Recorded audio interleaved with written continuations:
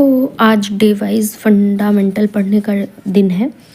तो आज शुरू करते हैं स्टार्टिंग से फ्लूइड बैलेंस एंड इम्बैलेंस। ठीक है, तो इसके जो रैशनल हैं वो मैंने अलग से इसको नोट्स में मतलब लिख दिया है अपने। तो पहले हम नोट्स पढ़ेंगे, उसके बाद पीआर के एमसीक्यू वाले क्वेश्चन लगाएंगे। ठीक है, तो इसमें सबसे पहला है फ्लूइड बैलेंस एंड इम्बैलेंस का जो नोट्स है वो मैं बता रही हूँ, ताकि जब नोट्स रहता है ना तो होता क्या है कि हमको बहुत आसानी से याद हो जाता है। ठीक है, तो इसमें पहला है कि जो ह्यूमन बॉडी होती है, एडल्ट ह्यूमन बॉडी में कितना परसेंट ऑफ वाटर होता है। तो ह्यूमन बॉडी में जो परसेंटेज होता है वाटर का वो कितना होता है। अगर परसेंटेज में देखें 60% जो होता है हमारी बॉडी में वो क्या होता है, वो पानी होता है। और अगर लीटर में देखा जाए तो 42 लीटर 42 लीटर जो होता है वो पानी होता है। अगर ये देखा जाए कि 1 केजी मतलब हमारे वेट के 1 केजी में कितना पानी होता है तो 600 ml होता है। ठीक है, ये किसकी बात हो रही है, एडल्ट ह्यूमन बॉडी की। तो कितना पानी होता है 6 ml पर केजी या 60% या 42%। अब जो हमारी बॉडी का फ्लूइड होता है ये डिस्ट्रीब्यूट कैसे होता है, डिस्ट्रीब्यूट होता है एक तो इंट्रासेलुलर और एक होता है एक्स्ट्रा सेलुलर। ठीक है, इंट्रासेलुलर का मतलब होता है कि जो सेल होती है सेल के अंदर जितना पानी होता है। ठीक है, तो इंट्रासेलुलर उसको बोलते हैं। तो इंट्रासेलुलर में जो पानी का अमाउंट होता है वो ज़्यादा होता है। कितना होता है 66% या फिर 28 लीटर। तो ये कौन सा फ्लूइड है, सेल के अंदर का फ्लूइड होता है। जो एक्स्ट्रा सेलुलर फ्लूइड होता है जिसको हम ECF बोलते हैं, ये सेल के बाहर का फ्लूइड होता है। ठीक है, सेल के बाहर जितना भी फ्लूइड होगा उसको हम क्या बोलेंगे, एक्स्ट्रा सेलुलर फ्लूइड बोलेंगे, जो कि 33% होता है या 14 लीटर होता है। मतलब इंट्रा सेलुलर फ्लूइड का आधा जो होता है वो क्या होता है, ECF होता है। ठीक है, और ये कैसा फ्लूइड होता है, ये सेल के बाहर का फ्लूइड होता है। फिर उसके बाद जो ECF होता है इसको 3 में डिवाइड किया जाता है, बट MCQ में 2 ही पूछा है तो मैंने बस 2 में डिवाइड किया है। ठीक है, इंटरस्टिशियल स्पेस और ट्रांससेलुलर फ्लूइड या ट्रांससेलुलर फ्लूइड। ठीक है, तो इंटरस्टिशियल स्पेस में जो फ्लूइड होगा वो कौन सा फ्लूइड होता है, तो हमें पता है सेल से क्या बनता है, टिश्यू बनता है। तो टिश्यू के अंदर का फ्लूइड, लेकिन क्या है सेल और वेसल्स इसमें नहीं आएंगे। ठीक है, तो सेल के बाहर का और वेसल्स के बाहर का जो फ्लूइड हुआ, ठीक है, जैसे ब्लड वेसल्स हमें पता है ना, और हमारे वेंट्रिकल्स जो हो गए CSF वाले, तो जो CSF फ्लूइड होता है ये सबको हटा के, मतलब ब्लड वेसल्स या कोई भी वेसल्स बॉडी का, जैसे हार्ट के किनारे किनारे भी पेरिकार्डियल फ्लूइड होता है, ये सारे को हटा के और सेल के अंदर के जो फ्लूइड है उसको हटा के जो सेल के किनारे किनारे का स्पेस होता है उसको बोलते हैं हम इंटरस्टिशियल स्पेस। ठीक है, इंटरस्टिशियल स्पेस बोलते हैं। जैसे कि ये देखिए इंटरस्टिशियल स्पेस ये होता है सेल। ठीक, ये सेल होता है, सेल मिलके क्या बना दिया, टिश्यू। तो पूरा टिश्यू बन गया। तो या फिर सेल किसी भी शेप का हो सकता है, मान लो फिर किनारे इस तरह के शेप का है। तो ये जो बीच में जगह बची है, इनके बीच में जो जगह बची, ठीक है, यहाँ पे जो फ्लूइड होता है वो क्या होता है, वो होता है इंटरस्टिशियल फ्लूइड। ठीक है, तो जो इंटरस्टिशियल फ्लूइड होगा वो सेल और वेसल्स के बाहर का फ्लूइड होगा। फिर क्या है ट्रांससेलुलर फ्लूइड। ट्रांससेलुलर मतलब सेल के बाहर का फ्लूइड। ठीक है, और इंटरस्टिशियल के अलावा जो कहाँ होता है, थर्ड जो वेसल्स में होता है, इसको थर्ड स्पेस फ्लूइड भी बोलते हैं। क्या बोलते हैं, थर्ड स्पेस फ्लूइड भी बोलते हैं। जैसे कि हमारा ब्लड प्लाज्मा हो गया, lymph, CSF, synovial fluid, pericardial fluid और प्लूरल फ्लूइड। ठीक है, फिर उसके बाद जो सबसे ज़्यादा वाटर कंटेंट होता है, ठीक है, वाटर जो होता है वो बच्चों में ज़्यादा होता है। हमारे में कितना था 600 ml पर केजी, मतलब एक हमारे वेट के 1 केजी में 600 ml था, जबकि बच्चों के 1 केजी में कितना होता है 750 ml, मतलब उनमें 80% वाटर होता है ना। और जो हमारी बॉडी होती है उसमें 60% ऑफ वाटर होता है। इसलिए बच्चों की जो आप स्किन देखेंगे वो ज़्यादा हाइड्रेटेड होती है, हमारे से सॉफ्ट होती है ना, इसीलिए अच्छी लगती है, क्योंकि वाटर कंटेंट क्या होता है उसमें बहुत ज़्यादा होता है। और जो लीन पर्सन होता है, लीन पर्सन मतलब होता है पतले लोग जो होते हैं, उनमें क्या होता है, उनमें भी वाटर का कंटेंट ज़्यादा होता है। ओबीज पर्सन और जो ओल्ड एज पर्सन होते हैं उनमें क्या होता है, पानी कम होता है, ठीक है। और लीन पर्सन में पानी जो होता है वो ज़्यादा होता है, और ख़ासकर मेल में पतला हो और मेल फीमेल देखा जाए तो जो मेल होगा उसमें ज़्यादा होगा। फिर इन्फेंट में क्या होता है कि इन्फेंट में वाटर कंटेंट तो ज़्यादा होता है, 80% होता है, बट उनमें डिहाइड्रेशन का रिस्क भी बहुत ज़्यादा रहता है। क्यों रिस्क रहता है? क्योंकि हमको पता है कि जो बच्चे होते हैं उनका जो किडनी होता है वो कैसा होता है, वो इमेच्योर होता है ना, मैच्योर नहीं रहता है। इसी वजह से जो इन्फेंट होते हैं, और कौन से इन्फेंट या फिर इन्फेंट से मतलब न्यूबॉर्न से लेकर के 4 साल तक के बच्चों की किडनी मैच्योर नहीं होती है प्रॉपरली, तो इनमें डिहाइड्रेशन का रिस्क मतलब फ्लूइड वॉल्यूम डिफिशिएट का रिस्क बहुत ज़्यादा रहता है, ठीक है। और डिहाइड्रेशन का रिस्क बूढ़े लोगों में भी ज़्यादा रहता है, लेकिन उनके में किडनी वाली प्रॉब्लम नहीं है, उनके में क्या है, कंपनसेटरी मैकेनिज्म इफ़िशिएंटली वर्क नहीं करता, ठीक है। कंपनसेटरी का मतलब होता है जब कुछ कम होता है तो हमारी बॉडी उसको कंपनसेट करके बैलेंस कर लेती है, तो वो जो बैलेंसिंग वाला मैकेनिज्म होता है वो ओल्ड एज में काम नहीं करता ठीक से, इसी वजह से उनमें भी डिहाइड्रेशन का रिस्क बहुत ज़्यादा रहता है, ठीक है। फिर एक क्वेश्चन पूछता है अलग से, ये याद करने वाली चीज़ है कि हमारी जो प्लाज्मा की ऑस्मोलैरिटी होती है वो ऑस्मोलैरिटी कितनी होती है, तो 275 से 295 मिली ऑस्मोमोल पर केजी वाटर, ठीक है। ऑस्मोलैरिटी को ऐसे समझो जिसे केमिस्ट्री नहीं याद है कि मतलब जो प्लाज्मा है वो कितना गाढ़ा है, ठीक है।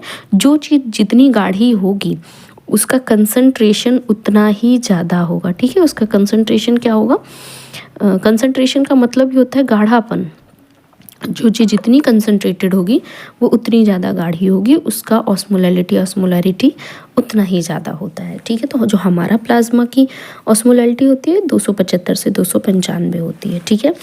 फिर उसके बाद नेक्स्ट है कि फ्लूइड इलेक्ट्रोलाइट का अगर हमारी बॉडी में इम्बैलेंस होता है, ठीक है, मतलब कमी हो जाती है या ज़्यादा हो जाता है, तो हम इसे कैसे एसेस करते हैं, तो इसे एसेस करने के बहुत सारे तरीके हैं, है ना। एज ए नर्स हम क्या करेंगे, मॉनिटरिंग ऑफ वेट करेंगे, ठीक है, वेट को मॉनिटर करेंगे, और ये ध्यान रखना है वेट को सेम कपड़े के साथ सेम डे पे ही मॉनिटर किया जाता है, ठीक है।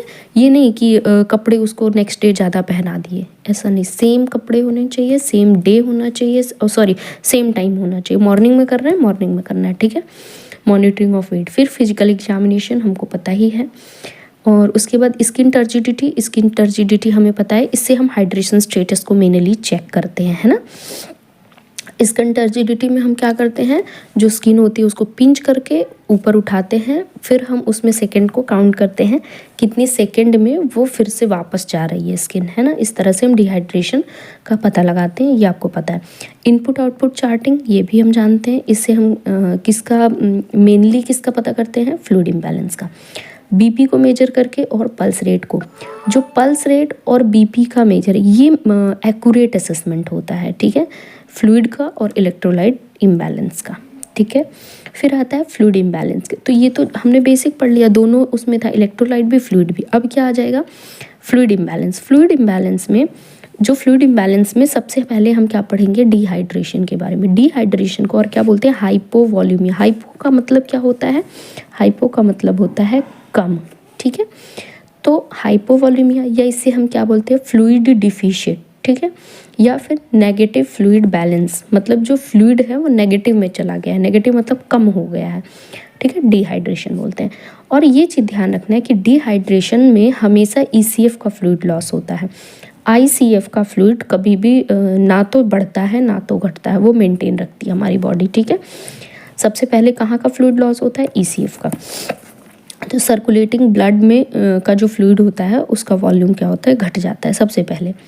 कारण क्या हो सकता है, किसी को बहुत सीवियर वॉमिटिंग हो रही है या डायरिया हो रहा है, या बर्न के केस में भी ऐसा हो सकता है, जो एक्सेसिव डायूरेटिक देते हैं जिसकी वजह से यूरिन आउटपुट बढ़ जाएगा, यूरिन आउटपुट के बढ़ने की वजह से वाटर लॉस बहुत ज़्यादा हो जाएगा, इसकी वजह से भी डिहाइड्रेशन होता है। और ब्लीडिंग और हेमरेज तो हम जानते ही हैं, है ना।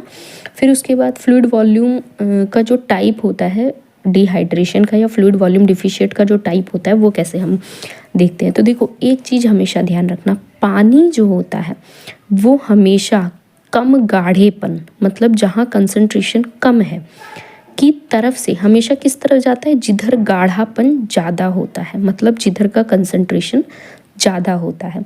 ठीक है, पानी हमेशा अधिक पानी से कम पानी की तरफ जाता है। ठीक है, दोनों बातों को समझ के देखो, है एक ही, बस सेंटेंस चेंज है।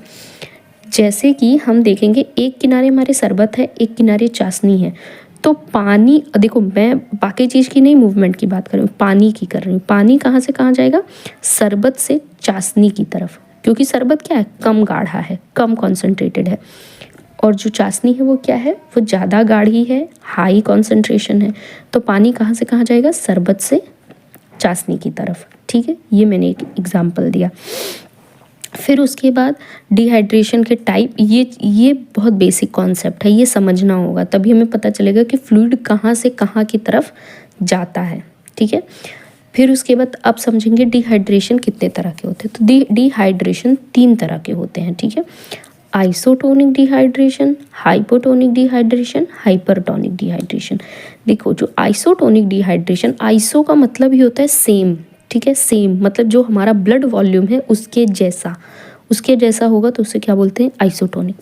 तो आइसोटोनिक में इलेक्ट्रोलाइट का भी लॉस होता है और पानी का भी लॉस होता है, और दोनों का क्या होता है, बराबर लॉस होता है। जबकि जो हाइपोटोनिक डिहाइड्रेशन होता है, हाइपो का क्या मतलब हुआ, कम। ठीक है, तो जब इसमें क्या होगा, डिहाइड्रेशन की बात हो रही है, ये चीज़ ध्यान रखना, जब इलेक्ट्रोलाइट का लॉस ज़्यादा हो जाएगा। ठीक है, तो देखो जब इलेक्ट्रोलाइट का लॉस ज़्यादा हो जाएगा तो ऑब्वियस सी बात है उसमें क्या बच जाएगा, पानी ज़्यादा बच जाएगा, है ना। क्या बच जाएगा, पानी ज़्यादा बच जाएगा, और जब पानी ज़्यादा बचेगा तो सॉल्यूशन कैसा हो जाएगा, हाइपोटोनिक सॉल्यूशन हो जाएगा, मतलब ब्लड कैसा हो जाएगा, पतला हो जाएगा, क्योंकि इलेक्ट्रोलाइट उसमें से लॉस हो गए हैं। ब्लड कैसा हो जाएगा, मतलब हमारी बॉडी कैसी हो जाएगी, हाइपोटोनिक, उसमें पानी ज़्यादा रहेगा बट इलेक्ट्रोलाइट नहीं रहेंगे, सोडियम पोटेशियम क्लोराइड नहीं रहेंगे। क्यों, क्योंकि वो लॉस हो गए। फिर हाइपरटोनिक डिहाइड्रेशन, हाइपरटोनिक डिहाइड्रेशन में कौन लॉस होगा, वाटर। जब वाटर निकल जाएगा तो गाढ़ा हो जाएगा ब्लड। ठीक है, हाइपर का मतलब क्या होता है, ज़्यादा, टोनिक का मतलब गाढ़ापन, मतलब कॉन्सेंट्रेशन।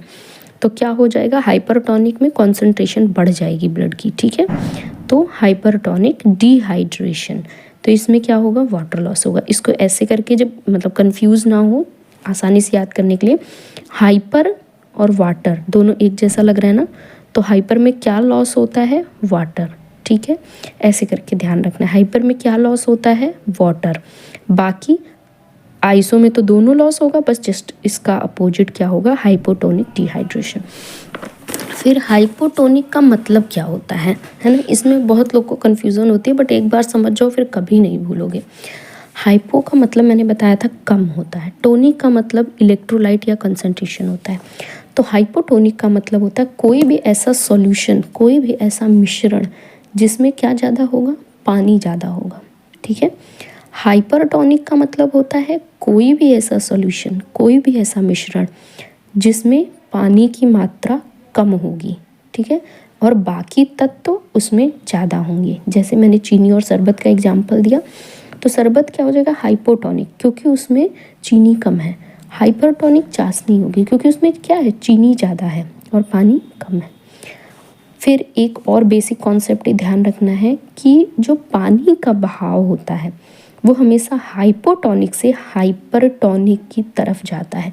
जो भी पीछे हमने बात कही थी ना, ये सेम वही बात लिखी हुई है। ठीक है, पानी का बहाव हमेशा कैसे होता है, हाइपोटोनिक से हाइपरटोनिक की तरफ, मतलब कम गाढ़ेपन से ज़्यादा गाढ़ेपन की तरफ। मतलब जिस तरफ पानी ज़्यादा होगा उससे जिधर पानी कम होगा उस तरफ को बहेगा। ठीक है, जैसे देखो ये हाइपोटोनिक सॉल्यूशन है, हाइपोटोनिक में क्या ज़्यादा होगा, पानी ज़्यादा होगा। ठीक है, हाइपर में क्या कम होगा, पानी कम होगा। यहाँ पानी ज़्यादा होगा, यहाँ पानी कम होगा। तो अधिक पानी से पानी किधर जाएगा, जिधर पानी कम है। ठीक है, मतलब सॉल्यूशन कैसा है, गाढ़ा है, ये पानी का बहाव है। ठीक है, इस तरह से पानी जो होता है वो बहेगा सॉल्यूशन में, अगर इसमें जगह मिलेगी तो, ऐसा नहीं खुद ही कूद के चला जाएगा, इसमें जगह होगी, एक सेमी परमेबल मेम्ब्रेन लग जाएगी जहाँ से कौन बहेगा, सिर्फ पानी बहेगा, ठीक है। तो फिर उसके बाद हाइपरटोनिक डिहाइड्रेशन का मतलब क्या होता है, ये मैं पहले ही समझा चुकी हूँ, बट अभी यहाँ फिर से देखते हैं। हाइपरटोनिक डिहाइड्रेशन का मतलब होता है कि पानी का लॉस ज़्यादा होने की वजह से, हमने क्या पढ़ा था, हाइपर मतलब वाटर, तो कौन लॉस हो रहा था, वाटर लॉस हो रहा था।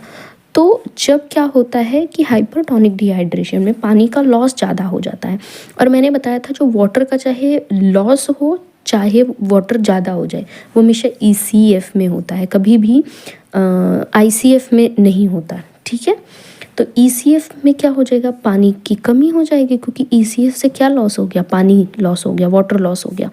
तो इसका मतलब है कि ECF का जो सोल्यूशन है वो कैसा हो जाएगा, हाइपरटोनिक हो जाएगा। कैसा हो जाएगा, हाइपरटोनिक हो जाएगा, जबकि ICF का सोल्यूशन तो वैसा ही रहेगा, है ना, क्योंकि फ्लूइड और इलेक्ट्रोलाइट का लॉस हमेशा पहले कहाँ से होता है, ECF से होता है। इसीलिए जो ICF होगा वो कैसा हो जाएगा, ECF के कंपेयर में हाइपोटोनिक हो जाएगा।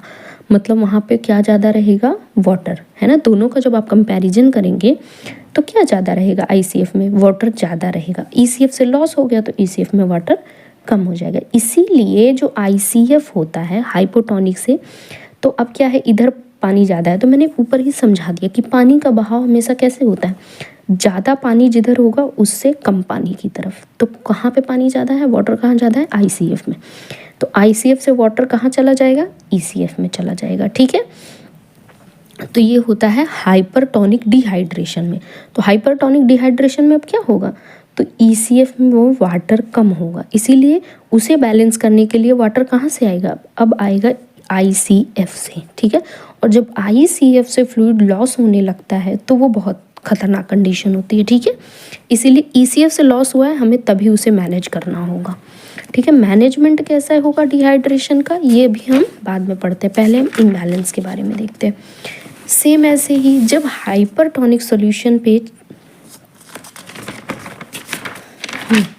ऐसे ही जो हाइपरटोनिक सॉल्यूशन चढ़ाने का मतलब होता है, मतलब क्या होता है कि जब हम किसी को हाइपरटोनिक सॉल्यूशन चढ़ा देते हैं तब क्या होता है, हाइपरटोनिक में क्या ज़्यादा होगा, पानी कम होगा और बाकी के एलिमेंट्स ज़्यादा होंगे, जैसे सोडियम क्लोराइड या फिर बाकी के जो एलिमेंट हो गए वो क्या होंगे, ज़्यादा होंगे, ठीक है। पोटेशियम या कोई भी बाकी के जितने इलेक्ट्रोलाइट हैं वो ज़्यादा होंगे।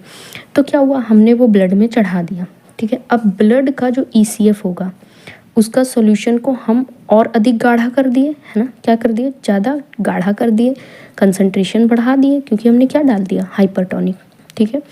तो हमको पता है कि पानी कम गाढ़ेपन से ज़्यादा गाढ़ेपन की तरफ जाती है, इसीलिए अभी भी पानी कहाँ से आएगा, ICF से ECF की तरफ आने लगेगा, ठीक है।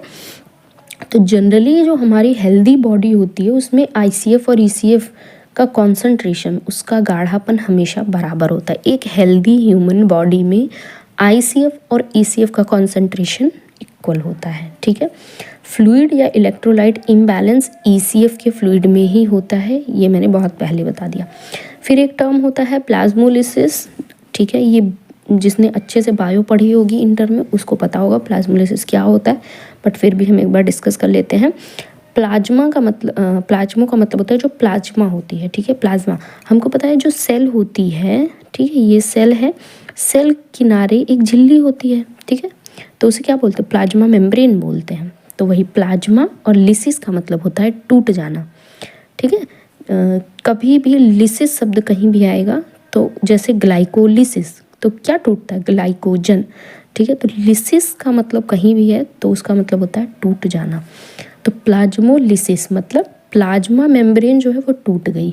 कैसे टूटेगी, अब ऐसे टूटेगी, जब हम किसी सेल को, ठीक है, किसी सेल को एक हाइपरटोनिक सॉल्यूशन में डाल देते हैं। किस में डाल देते हैं, हाइपरटोनिक सॉल्यूशन में। मतलब वो सॉल्यूशन कैसा है, बहुत ज़्यादा गाढ़ा है, ठीक है, गाढ़े सॉल्यूशन में डाल देते हैं, तब उस सेल के अंदर का जो पानी है वो क्या होगा, बाहर निकल जाएगा।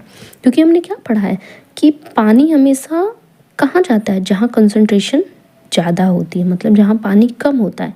तो बाहर तो पानी कम है ना, क्योंकि बाहर हाइपरटोनिक सॉल्यूशन है, ठीक है। जब ये बाहर जाएगी तो इसके अंदर पानी बचेगा नहीं, और ये पानी जो रहता है वो एक प्रेशर लगाता है इस सेल मेम्ब्रेन पे, और सेल मेम्ब्रेन अपोजिट प्रेशर लगाती है, उस पे मत जाओ। बट ये ध्यान रखो, उसी की वजह से सेल जो होती है वो उसका शेप मेंटेन रहता है। अब पानी तो यहाँ से चला गया तो ये सिकुड़ जाएगी, और सिकुड़ेगी तो क्या होगा, टूट जाएगी। तो इसी को हम क्या बोलते हैं, प्लाज्मोलिसिस हो गया। ठीक है, प्लाज्मोलिसिस अक्कर। सेल थी, सेल को हाइपरटोनिक सॉल्यूशन में डाल दिया, पानी सेल से बाहर आ जाएगा, और जो सेल है वो सिकुड़ के श्रिंक हो जाएगी, टूट जाएगी, तो उसी को बोलते हैं प्लाज्मोलिसिस हो गया। ठीक है, प्लाज्मोलिसिस। फिर उसके बाद है कि ये एक कुछ एक्स्ट्रा लाइन है वो बता देती हूँ ऐसे ही। जो osmo receptor system of ADH या हाइपोथैलेमस मेंटेन करता है, जो हमारी बॉडी का ऑस्मो रिसेप्टर सिस्टम होता है। ठीक है, ऑस्मो रिसेप्टर सिस्टम का मतलब जो हमारी बॉडी के कंसंट्रेशन को मेंटेन रखता है, ठीक है, को एडीएच या हाइपोथैलेमस मेंटेन करता है। किसी पेशेंट को वेस्पिरेशन चल रहा है तो ये चीज़ ध्यान रखना, यूरिन आउटपुट उसमें देखना होता है। जब हम एंडोक्राइन पढ़ेंगे तो हम वहाँ देखेंगे एडीएच का काम क्या होता है, वो कैसे काम करता है। तो एडीएच को हम वेसोप्रेसिन भी बोलते हैं। तो एडीएच जो होता है ना, ये यूरिन आउटपुट को बढ़ा देता है। ठीक है, सॉरी, जो अगर हम एडीएच किसी को देंगे तो यूरिन आउटपुट घट जाएगा। तो इस एडीएच में हमको क्या देखना होता है, यूरिन आउटपुट।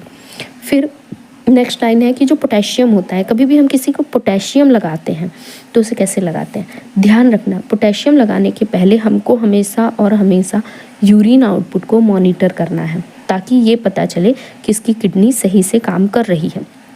ठीक है, और उसका यूरिन आउटपुट कितना होना चाहिए, 2 ml पर kg पर आर। मतलब उसे ओलिगोयूरिया नहीं होना चाहिए, मतलब उसका यूरिन आउटपुट कम नहीं होना चाहिए। अगर उसको यूरिन आउटपुट कम है, मतलब 2 ml पर kg पर आर ओलिगोयूरिया है, तो क्या हो जाएगा, 2 ml पर kg पर आर क्या है, ओलिगोयूरिया का केस है।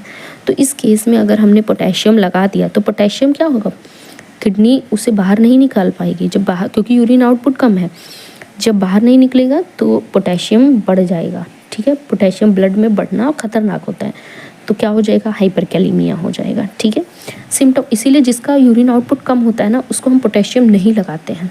ठीक है, सिम्टम ऑफ डिहाइड्रेशन क्या होता है, मतलब हाइपोवॉलीमिया का सिम्टम क्या होता है, तो हाइपोवॉलीमिया का सिम्टम होता है डिजीनेस, चक्कर आएगा, पाल्पिटेशन। ठीक है, पाल्पिटेशन का मतलब होता है जब हमको अपनी ही धड़कन फील होने लगती है। वीकनेस, बहुत कमजोरी लगेगी। हाइपरटोनिसिटी, क्योंकि वाटर लॉस हो गया है तो इलेक्ट्रोलाइट बढ़ जाएगा। ठीक है, टैकीकार्डिया, टैकीकार्डिया क्योंकि हार्ट क्या करेगा, हार्ट अपना पंपिंग रेट बढ़ा देगा। जब क्यों बढ़ा देगा, क्योंकि देखो पानी कम हुआ तो ब्लड कम होगा, ब्लड कम होगा तो जितना कम होगा ब्रेन को उतना कम सप्लाई होगा। तो ब्रेन को अच्छे से सप्लाई हो, इस वजह से हार्ट क्या करेगा, पंपिंग रेट बढ़ा देगा कि जितना भी ब्लड है एटलीस्ट वो तो जल्दी पहुँचे। तो टैकीकार्डिया में क्या होगा, हार्ट रेट बढ़ जाएगा। रैपिड थ्रेडी पल्स हो जाएगा। ठीक है, पल्स कैसा हो जाएगा, बहुत तेज़ी से चलेगा और थ्रेडी होगा, वीक हो जाएगा। ऑर्थोस्टैटिक हाइपोटेंशन होगा, इसके बारे में पता है ना, पोस्चुरल हाइपोटेंशन, जब हम बैठ के अचानक से खड़े होते हैं तो क्या होता है, हमको चक्कर आ जाता है। टेम्परेचर बढ़ जाएगा, ये चीज़ हमेशा ध्यान रखना, कभी भी हमारी बॉडी में पानी कम हुआ तो टेम्परेचर बढ़ जाएगा, क्योंकि पानी क्या होता है, एक कूलिंग इफेक्ट करता है। पानी जहाँ भी होगा वहाँ ऑब्वियस सी बात है, नमी होगी, ठंडा होगा। जब बॉडी से वाटर लॉस होता है तो टेम्परेचर बढ़ जाता है। इसीलिए जब हम नॉर्मल डिलीवरी या डिलीवरी के बाद देखते हैं तो 24 घंटे के लिए टेम्परेचर का बढ़ना नॉर्मल है, कितना, 100 डिग्री। अगर उससे तो 100 डिग्री वो क्यों बढ़ता है, क्यों हम कहते हैं कि अच्छा ठीक है इतना टेम्परेचर है तो नॉर्मल है ना, लेकिन कितनी देर के लिए, बस 24 घंटे के लिए, क्योंकि उसके बाद बॉडी खुद को मेंटेन कर लेती है। क्यों, क्योंकि डिलीवरी में क्या हुआ है, ब्लड लॉस, और ब्लड लॉस का मतलब वाटर लॉस हुआ है। तो वाटर लॉस होगा तो ऑब्वियस सी बात है टेम्परेचर क्या हो जाएगा, बढ़ जाएगा। ये लेबर के केस में भी होता है, मतलब डिलीवरी में भी होता है। तो कभी भी वाटर लॉस हुआ बॉडी से तो टेम्परेचर बढ़ेगा, क्योंकि वाटर क्या करता है, कूलिंग इफेक्ट करता है। और हमें पता है स्किन टर्जिडिटी लो हो जाएगी। ठीक है, डिले हो जाएगा क्या, कैपिलरी रीफिल। कैपिलरी रीफिल पता है ना, नील को पिंच करके देखते हैं तो फिर उसके बाद कैपिलरी रीफिल जो होगा उसको रेड होने में क्या लगेगा, टाइम लगेगा। सनकन फॉन्टेनेल हो जाएगा, मतलब ये बच्चे में देखेंगे उसका फॉन्टेनेल जो है वो धंस जाएगा, सनकन हो जाएगा, सनकन मतलब धंस जाएगा। ओरल म्यूकोजा, उसका मुंह जो होगा, जो होंठ होंगे वो ड्राई हो जाएंगे, सूख जाएंगे। यूरिन की स्पेसिफिक ग्रेविटी क्या होगी, वो बढ़ जाएगी, ठीक है। जो यूरिन होता है हमारा, उसकी एक नॉर्मल स्पेसिफिक ग्रेविटी होती है, वो क्या हो जाएगी, बढ़ जाएगी। स्पेसिफिक ग्रेविटी इसलिए क्योंकि क्या हो गया, यूरिन गाढ़ा हो जाएगा, पानी बचा ही नहीं, यूरिन निकलेगा कहाँ, तो जितना निकलेगा वो गाढ़ा निकलेगा, ठीक है। फ्लस्ड मतलब धंस जाएगी हमारी स्किन, जो आँखों के नीचे है वहाँ पे भी फ्लस्ड होगा, और ड्राई स्किन हो जाएगी, ठीक है। अच्छा, फर्स्ट साइन डिहाइड्रेशन क्या होता है। किसी को अगर डिहाइड्रेशन हुआ तो सबसे पहला साइन है कि उसको क्या लगेगी, प्यास लगेगी, और जो उसका यूरिन होगा वो डार्क कलर का आएगा, ठीक है। थ्रस्ट मैकेनिज्म को कौन कंट्रोल करता है, हाइपोथैलेमस। हाइपोथैलेमस हमारे भूख को, हमारे प्यास को, हमारे बॉडी टेम्परेचर को कंट्रोल करता है, ठीक है, और हमारे एंडोक्राइन को भी कंट्रोल करता है हाइपोथैलेमस। ये ब्रेन का बहुत इंपॉर्टेंट पार्ट है। फिर कैपिलरी रिफिल टाइम कैसे देखते हैं। कैपिलरी रिफिल टाइम में नील को पिंच करेंगे, अगर ये 2 सेकंड से कम है तो ठीक है, सीआरटी नॉर्मल है। अगर ये 2 से 3 है तो इसका मतलब डिहाइड्रेशन, मतलब 2 से 3 सेकंड लग रहा है, ठीक है, तो इसका मतलब डिहाइड्रेशन है। अगर 3 सेकंड से ज़्यादा लग रहा है तो इसका मतलब पेशेंट डिहाइड्रेटेड, शॉक में जा सकता है, मतलब ये शॉक का साइन है। फिर ईसीएफ लॉस या डिहाइड्रेशन को कैसे असेस करते हैं, तो उसमें हम जो पल्स देखेंगे वो कैसे पल्स होगी, रैपिड और थ्रेडी पल्स होगी। पल्स तेज़ी से चलेगी और कमज़ोर रहेगी, ठीक है। फिर एक क्वेश्चन है कि जो हाइपरनेट्रीमिया है और एलिवेटेड हीमेटोक्राइट, ये भी ईसीएफ के बारे में ही बताते हैं कि ईसीएफ लॉस हो रहा है, बट ध्यान रखना कि ये लैब वैल्यू है, ये असेसमेंट वैल्यू, असेसमेंट फाइंडिंग नहीं है। असेसमेंट फाइंडिंग्स क्या थी, ये थी असेसमेंट फाइंडिंग्स, ठीक है। फिर उसके बाद ट्रीटमेंट कैसे करते हैं डिहाइड्रेशन का, तो सिंपल सी बात है, अगर किसका, वो भी सीवियर डिहाइड्रेशन का, हम आईवी देते हैं, आईवी थेरेपी, उसमें क्या देते हैं, आरएल देते हैं तुरंत, ठीक है, ताकि पेशेंट क्या हो, शॉक में नहीं जाए। फिर उसके बाद देखो, हमने पीछे क्या किया था, जब डिहाइड्रेशन का असेसमेंट करते थे तो हम वेट को मॉनिटर करते थे, ठीक है। तो वेट को क्यों मॉनिटर करते हैं, इससे पता चलता है डिहाइड्रेशन हुआ, मतलब अगर 1 kg उसका वेट कम है तो इसका मतलब उसकी बॉडी से 1 लीटर पानी निकल चुका है, और 1 लीटर कितना होता है, 1000 ml के बराबर होता है, ठीक है। तो इसका मतलब अगर आधा kg लॉस हुआ है तो आधा लीटर क्या है, या 500 ml वाटर का लॉस हो गया। अगर वॉमिटिंग और डायरिया किसी को दोनों हो रहा है तो ध्यान रखना है कि उसको पोटेशियम लॉस होगा, ठीक है। क्या हो रहा है, वॉमिटिंग और डायरिया, अगर किसी को दोनों हो रहा है तो उसका पोटेशियम लॉस होगा। और पोटेशियम लॉस से एब्डोमिनल डिस्टेंशन होता है, पेट बड़ा हो जाता है, ये चीज़ ध्यान रखना। क्यों बड़ा हो जाता है अभी आगे पढ़ेंगे, क्योंकि पैरालिसिस मूवमेंट जो होती है वो रुक जाती है। हाइपोटोनिया हो जाता है, ठीक है, क्योंकि पोटेशियम लॉस हो रहा है। पोटेशियम क्या है, एक इलेक्ट्रोलाइट है, और टोनिया का मतलब इलेक्ट्रोलाइट, हाइपो का मतलब कम, तो इलेक्ट्रोलाइट क्या हो गया, कम हो गया। और पोटेशियम में पोटेशियम चाहे कम हो जाए बॉडी में, चाहे बढ़ जाए, हमेशा ईसीजी में चेंज हमें देखने को मिलेगा ही मिलेगा, ठीक है। तो हमने डिहाइड्रेशन पढ़ लिया, पोटेशियम के बारे में थोड़ा सा पढ़ लिया। फिर आता है हाइपरवॉल्यूमिया। हाइपरवॉल्यूमिया का मतलब है एक्सेस फ्लूइड वॉल्यूम, मतलब अभी तक लॉस हो रहा था, अब क्या है, वाटर बढ़ जाएगा बॉडी में। तो हाइपरवॉल्यूमिया का पहला साइन होता है इडिमा। इडिमा मतलब बॉडी में पानी भर जाता है। कहाँ पे भरता है, इंटरस्टिशियल स्पेस में, ठीक है, एक्सेसिव फ्लूइड का कलेक्शन हो जाता है, फूल जाती है बॉडी, ठीक है। पिटिंग एडिमा हम जानते हैं, जब हम क्या करते हैं, जब धंसाते हैं जहाँ पे एडिमा रहता है तो वो रिटेन उस शेप में आने के लिए टाइम लगता है। खासकर आप देखेंगे रीनल फेलियर या कार्डियक फेलियर में पिटिंग एडिमा बहुत कॉमन होता है, ठीक है।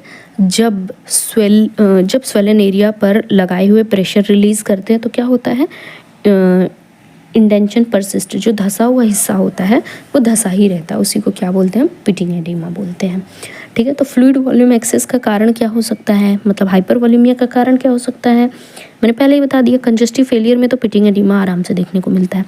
रीनल फेलियर हो गया, लिवर फेलियर हो गया, कंजस्टिव हार्ट फेलियर हो गया, ये सब क्या करते हैं, हमारा जो ब्लड वॉल्यूम होता है इसको मेंटेन भी करते हैं। फिर कोई स्टीरॉयड ले रहा है, क्रोनिक स्टीरॉयड ले रहा है, तो ये क्या होता है, वाटर को रिटेन करता है। जो स्टीरॉयड होता है ना, बॉडी में वाटर को रिटेन करता है, बाहर नहीं निकलने देता। उसकी वजह से, इसीलिए देखेंगे जो लोग स्टेरॉयड लेते हैं ना वो बहुत मोटे हो जाते हैं, ठीक है, क्योंकि उनमें क्या हो सकता है, उनमें होता है इडिमा स्टेरॉयड लेने की वजह से। कोई सोडियम का इंटेक बहुत ज़्यादा करता है तो देखो, एक सोडियम है, सोडियम वाटर को बाइंड करता है और बहुत स्ट्रांगली बाइंड करता है, ठीक है। तो एक सोडियम, मुझे एग्जैक्ट याद नहीं आ रहा, शायद 4 मॉलिक्यूल ऑफ वाटर को बाइंड करता है, सॉरी मुझे याद नहीं है। तो वाटर को क्या करता है, ये बाइंड करता है, स्ट्रांगली बाइंड करता है। तो जितना सोडियम होगा उतना ही पानी भी रहेगा बॉडी में, ठीक है। इसीलिए जब भी सोडियम का लॉस होता है ना तो वाटर भी लॉस हो जाता है, उसी के साथ चला जाता है। जब भी सोडियम बढ़ता है तो वाटर भी बढ़ जाता है बॉडी में। फिर रैपिड इन्फ्यूजन ऑफ हाइपरटोनिक, ये मैंने पहले ही बता दिया। किसी को हाइपरटोनिक सोल्यूशन हमने चला दिया है तो क्या हो जाएगा, आईसीएफ का फ्लूइड कहाँ जाएगा, ईसीएफ में आ जाएगा। ईसीएफ में आएगा तो क्या हो जाएगा, इडिमा हो जाएगा। इरिगेशन ऑफ वुंड, जब हम वुंड को इरिगेट करते हैं, धुलते हैं, तब भी क्या हो जाता है, तब भी इडिमा होता है, मतलब हाइपरवॉलीमिया हो जाता है, ठीक है। हाइपरवॉलीमिया या फिर फ्लूइड ओवरलोड का साइन सिम्टम क्या होता है, सबसे पहला साइन क्या होता है, इडिमा। हमने देखा इडिमा होगा, बॉडी फूल जाएगी, वेट गेन होगा। एसाइटिस आपको पता है, या फ्लूइड अकुमुलेशन इन पेरिटोनियल कैविटी, पेट जो होता है वो बहुत बड़ा हो जाता है। पल्मोनरी इडिमा हो गया। पल्मोनरी इडिमा जो होता है फ्लूइड, मोस्ट कॉमन कॉम्प्लिकेशन होता है फ्लूइड ओवरलोड का, क्या होता है, पल्मोनरी इडिमा। प्लूरल फ्लूइड या फिर प्लूरल फ्लूइड भी एक बहुत मोस्ट कॉमन कॉम्प्लिकेशन होता है फ्लूइड ओवरलोड का, जिसकी वजह से डिज्निया होता है, ठीक है। Peripheral pitting oedema, jugular vein distension, ये इंपॉर्टेंट है। बाउंडिंग पल्स, मतलब जो पल्स होगी बहुत स्ट्रांग होगी, बीपी बढ़ जाएगी, सीवीपी भी बढ़ जाएगा। कंजेस्टिव हार्ट फेलियर और पल्मोनरी इडिमा भी, पल्मोनरी इडिमा पहले ही देख ली। ये फ्लूइड ओवरलोड का बहुत कॉमन कॉम्प्लिकेशन होता है, ठीक है।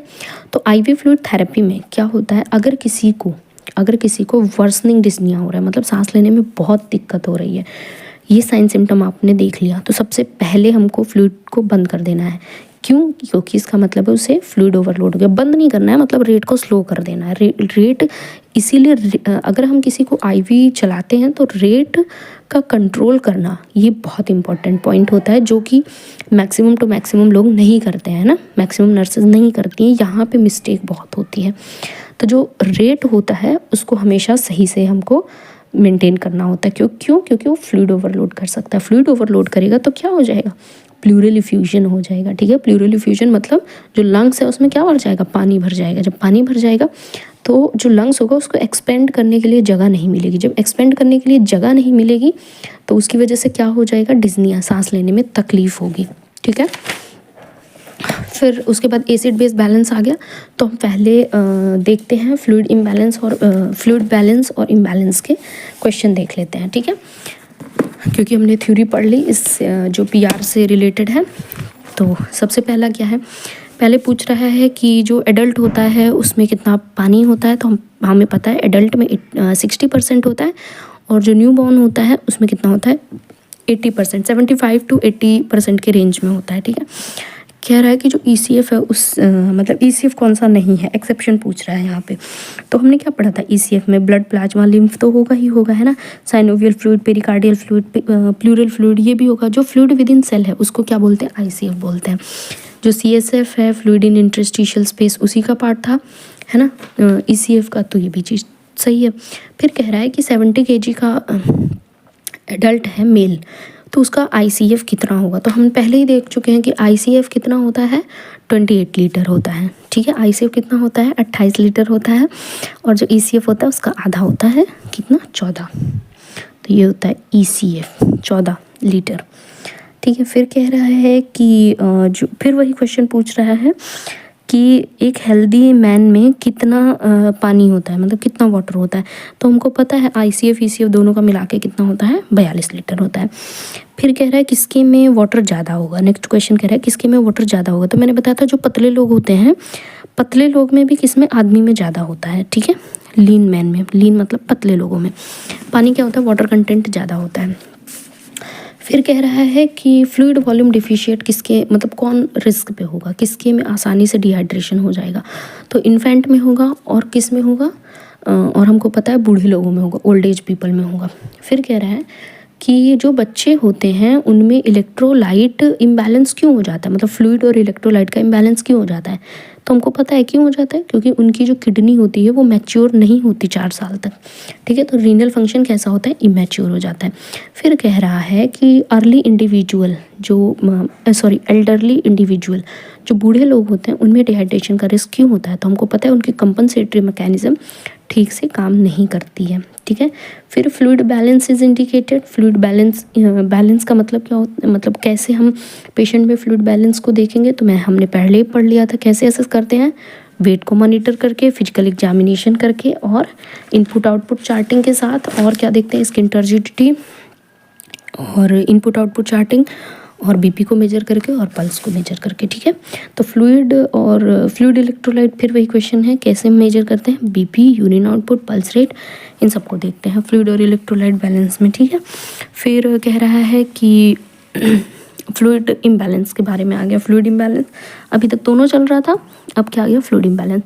तो अगर किसी को वॉमिटिंग या मतलब वॉमिटिंग बहुत ज़्यादा हो रहा है या किसी को ब्लीडिंग बहुत ज़्यादा हो रही है, तो हमें पता है क्या लॉस हो जाएगा, ब्लड लॉस होगा तो वाटर लॉस होगा, वाटर लॉस होगा तो डिहाइड्रेशन होगा, डिहाइड्रेशन का ही दूसरा नाम क्या है, हाइपोवोलेमिया। फिर कह रहा है हाइपरटोनिक डिहाइड्रेशन में जो फ्लूइड होता है वो कहाँ से कहाँ जाता है, तो हमें पता है हाइपरटोनिक मतलब वाटर कहाँ से लॉस होता है, ईसीएफ से पानी चला जाएगा, ईसीएफ में पानी कम हो जाएगा, तो आईसीएफ का पानी कहाँ जाएगा, ईसीएफ में आ जाएगा। तो और इंटरस्टिशियल स्पेस क्या है, ईसीएफ का ही पार्ट है, तो सेल से कहाँ आ जाएगा, इंटरस्टिशियल स्पेस में। फिर कह रहा है कि solution cause water to shift from cell to plasma. Plasma क्या है, ईसीएफ है, प्लाज्मा क्या है, ईसीएफ है, ठीक है। तो कौन से मिश्रण में हम सेल को डाल देंगे कि जो मतलब कैसा मिश्रण अगर हमने किसी को लगा दिया कि सेल का जो वाटर है वो कहाँ आने लगेगा, ईसीएफ में आने लगेगा। तो हमने पढ़ा था हाइपरटोनिक सॉल्यूशन है ना। फिर उसके बाद कह रहा है कि जो प्लाज्मोलिसिस होती है वो किस में होती है, तो हमें पता है जब हम सेल को किस में डाल देते हैं, हाइपरटोनिक सॉल्यूशन में। फिर उसके बाद है कि जो आईवी पोटेशियम होता है, ठीक है, आईवी पोटेशियम है, मतलब किसी को हाइपरटोनिक डिहाइड्रेशन है और आईवी पोटेशियम देना है, तो तुम्हें सबसे पहले क्या देखना है, यूरिन आउटपुट में उसको जो है ओलिगोयूरिया नहीं होना चाहिए, ठीक है, उसका यूरिन आउटपुट सही होना चाहिए ताकि हमें पता चले रीनल जो है उसका रीनल फंक्शनिंग प्रॉपर है, जिससे जो एक्सेस में पोटेशियम होगा वो बाहर निकल जाएगा, ठीक है। फिर सीवियर डिहाइड्रेशन का सिम्टम क्या होता है, ये हमको पता है, बट यहाँ पे क्या पूछा है, एक्सेप्शन पूछा है। तो पहला ही है डिक्रीज थ्रस्ट, गलत है। पहला ही जो साइन होता है डिहाइड्रेशन का वो क्या होता है, हमको प्यास लगती है, ठीक है, थर्स्ट आता है। वीकनेस होगा, डिजीनेस होगा, पैल्पिटेशन होगा, बट थ्रस्ट डिक्रीज नहीं, थ्रस्ट क्या हो जाएगा, इंक्रीज हो जाएगा। फिर कह रहा है जो फ्लूइड वॉल्यूम डिफिशिएट, मतलब जो डिहाइड्रेशन है इसमें से उसका कैरेक्टरिस्टिक क्या नहीं है, मतलब एक्सेप्शन पूछा है ना, तो क्या नहीं है, डिक्रीज स्किन टर्जिडिटी। हाँ, फ्लूइड वॉल्यूम डिफिशिएट मतलब डिहाइड्रेशन में स्किन की टर्जिडिटी तो लो हो जाती है। पोस्चुरल हाइपोटेंशन हमने पढ़ा था, ऑर्थोस्टैटिक हाइपोटेंशन होता है, टेम्परेचर भी बढ़ जाता है, सही बात है। जो सीवीपी होता है ये बढ़ता नहीं है, ये घट जाता है। सीवीपी किस में बढ़ता है, जब फ्लूइड वॉल्यूम एक्सेस होता है, ठीक है। तो बीपी और सीवीपी क्या होता है, डिहाइड्रेशन में घट जाता है। फ्लूइड वॉल्यूम को हम सबसे ठीक से अगर हमें एसेस करना है तो कैसे एसेस करते हैं, तो इसमें हम देखेंगे जब भी डिहाइड्रेशन होगा तो बीपी उसकी क्या हो जाएगी, कम हो जाएगी। इसीलिए हम देखते हैं ना, जब आप देखोगे डिलीवरी के टाइम पे बीपी को कंटिन्यू मॉनिटर करते हैं। जितना ज़्यादा ब्लड लॉस होगा या बीपी ने कोई भी सर्जरी हो रही है ना, जितना ज़्यादा ब्लड लॉस होता है उतना ही उसका क्या होता है, बीपी फॉल डाउन होता है। तो बीपी बहुत तेज़ी से फॉल डाउन हो रहा है, इसका मतलब भैया कहीं ब्लीडिंग हो रही है उसको, ठीक है। तो ये जो डिहाइड्रेशन को असेस करने के लिए बहुत अच्छा जो ये असेसमेंट है वो क्या है, बीपी को नापना, ठीक है। स्किन टर्जिडिटी को कैसे असेस करते हैं, मतलब क्यों असेस करते हैं, हाइड्रेशन स्टेटस को चेक करने के लिए। फिर कह रहा है सीवियर डिहाइड्रेशन का इसमें से कौन सा फीचर नहीं है, ठीक है, एक्सेप्शन पूछा है ना, तो क्या मतलब हुआ इसका, सीवियर डिहाइड्रेशन का फीचर कौन सा नहीं है, तो डिले कैपिलरी रिफिल, अच्छा सीवियर डिहाइड्रेशन में सनकन फॉन्टेनेल होता है, डिले कैपिलरी रिफिल भी होता है, ओरल म्यूकोजा ड्राई होती है। अलर्ट मेंटल स्टेटस किस में होता है, अलर्ट मेंटल स्टेटस होता है जब सोडियम इम्बैलेंस होता है, ठीक है। फिर कह रहा है कि sign symptom will be present in patient with hypovolemia. Dehydration अगर किसी को है तो आपको क्या साइन सिम्टम देखने को मिलेगा, तो उसका हार्ट रेट बढ़ जाएगा, क्योंकि हमने बताया था ताकि ब्रेन को क्या जल्दी मिल जाए, ब्रेन को मिल जाए ब्लड जल्दी, ठीक है। यूरिन आउटपुट घट जाएगा सीवियर डिहाइड्रेशन में, हाइपोटेंशन होगा, बाउंडिंग पल्स नहीं थ्रेड पल्स होगा, ठीक है, रैपिड थ्रेडी पल्स होगा। फ्लूइड वॉल्यूम डिफिशिएट में कह रहा है कि कौन सी लैब फाइंडिंग देखने को मिलेगी, तो हमने पढ़ा था यूरिन की जो स्पेसिफिक ग्रेविटी होती है वो क्या हो जाएगी, वो घट जाएगी, है ना। फिर उसके बाद फ्लूइड वॉल्यूम डिफिशिएट वही डिहाइड्रेशन पूछ रहा है कि मतलब बच्चे में डिहाइड्रेशन था, और जब हम असेसमेंट कर रहे हैं तो ये पता करने के लिए कि जो चाइल्ड की कंडीशन है वो ठीक हो रही है कि नहीं, मतलब जो डिहाइड्रेशन था वो ठीक हो रहा है कि नहीं, कैसे पता चलेगा, तो पता चलेगा कैपिलरी रिफिल टाइम देख के। कैपिलरी रिफिल टाइम क्या होगा, 2 सेकेंड से कम हो जाएगा, ठीक। फिर उसके बाद आता है कि डिहाइड्रेशन का पहला साइन हमें पता है, प्यास लगती है, ठीक है, डार्क कलर यूरिन आता है। फ्लश्ड और ड्राई स्किन किस में देखने को मिलता है, डिहाइड्रेशन में, ये भी हम जानते हैं। फिर उसके बाद ECF लॉस हुआ है, ठीक है, तो हम कौन सी असेसमेंट फाइंडिंग करेंगे, जुगुलर वेन डिस्टेंडेड, ये एक्सेस फ्लूइड में होता है, हमें पता है। एलिवेटेड हिमेटोक्रिट लेवल, ये लैब वैल्यू है। रैपिड थ्रेडी पल्स, बिल्कुल सही बात है। इंक्रीज सीरम सोडियम लेवल, ये भी क्या है, लैब वैल्यू है। सीवियर डिहाइड्रेशन में हमको पता है हम क्या लगाते हैं, RL लगाते हैं, याद रखना RL लगाते हैं, डेक्सट्रोज के साथ नहीं, RL, सिंगल RL लगाते हैं, इमीडिएटली तुरंत ही लगा देते हैं। कह रहे हैं अगर आधा kg मतलब आधा kg किसी का लॉस हो रहा है तो इसका मतलब कितना वाटर लॉस हो रहा है, हमको पता है आधा kg है तो मतलब कि आधा लीटर मतलब 500 ml, ठीक है। फिर कह रहा है किसी को लंबे मतलब कई एपिसोड में डायरिया भी हो रहा है, वॉमिटिंग भी हो रहा है, तो उसका कौन सा हमको पता है वॉमिटिंग होगा, डायरिया होगा तो वाटर लॉस होगा, बट वाटर लॉस नहीं पूछ रहे हैं, इलेक्ट्रोलाइट पूछ रहा है, तो कौन सा इलेक्ट्रोलाइट लॉस होगा, पोटेशियम लॉस होगा, ठीक है। फिर एक्सेस फ्लूइड आ गया। एक्सेस फ्लूइड वॉल्यूम को, एक्सेस जो ब्लड वॉल्यूम होता है या एक्सेस फ्लूइड वॉल्यूम को और क्या बोलते हैं, हाइपर वॉल्यूमिया बोलते हैं। अगर बॉडी में फ्लूइड रिटेन करता है मतलब रुक जाता है तो उसे क्या बोलते हैं, इडीमा बोलते हैं, ये भी हमें पता है। अगर हम प्रेशर लगाते हैं सोलन एरिया पे, ठीक है, और फिर वो परसिस्ट रह जाता है मतलब वो धंसा का धंसा ही रह जाता है, इस एडिमा को क्या बोलते हैं, पिटिंग एडिमा। हाइपर वॉल्यूमिया जो होता है ये किसकी वजह से होता है, ठीक है, इसमें एक्सेप्शन पूछ रहा है लेकिन, तो रीनल फेलियर, हाँ सही बात है, रीनल फेलियर में भी एडिमा होता है, कंजेस्टिव हार्ट फेलियर में भी एडिमा होता है, सोडियम इंजेक्शन ज़्यादा लेने से भी एडिमा होता है, डायरिया नहीं होगा, डायरिया से क्या होता है, वाटर लॉस होता है। फिर कह रहा है कि एक मतलब ग्रुप है क्लाइंट्स का और वहाँ पे हमें क्या देखना है, फ्लूइड वॉल्यूम एक्सेस। तो medical record nurse determine which मतलब कौन से लोग हैं जिनमें फ्लूइड वॉल्यूम एक्सेस हो सकता है। तो देखो इलियोस्टमी में क्या है, इलियोस्टमी में बिना एब्जॉर्प्शन के ही लॉस होता है, मतलब वाटर का लॉस होता है, तो यहाँ डिहाइड्रेशन का रिस्क रहता है। रीनल फेलियर, सही बात है, रीनल फेलियर के बारे में हम पढ़ चुके हैं, ये क्या करवाता है, हाइपरवॉल्यूमिया करवाता है, ठीक है। डायूरेटिक भी हम पढ़ चुके हैं, ये भी डिहाइड्रेशन कराता है। जीआई सक्शनिंग में भी वाटर लॉस होगा, इलेक्ट्रोलाइट भी लॉस होगा, तो वहाँ पे भी क्या हो जाएगा, डिहाइड्रेशन हो जाएगा।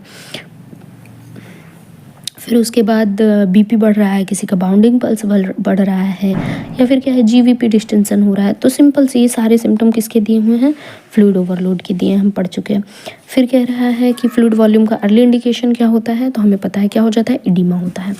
फिर उसके बाद कह रहा है कि किसी को आईवी थेरेपी चल रही है और हमें पता है कि फ्लूइड ओवरलोड हो गया है, तो उसे क्या होगा, वर्सनिंग डिस्निया, क्योंकि हमको पता है कि क्या हो जाएगा, जो ये प्लूरल फ्लूइड लंग्स के आसपास क्या होगा, फ्लूइड बढ़ जाएगा, जब बढ़ जाएगा तो लंग्स क्या है, सिकुड़ जाएगी, वो एक्सपेंड नहीं हो पाएगी, इस वजह से सांस लेने में दिक्कत होगी, जिस वजह से क्या हो जाएगा, उसे सांस लेने में तकलीफ होगी, मतलब डिज़निया हो जाएगा, ठीक है। तो अगर डिज़निया हो रहा है, किसी को आईवी थेरेपी चल रही है, तो इसका मतलब क्या हो गया है, फ्लूइड ओवरलोड हो गया है, ठीक है।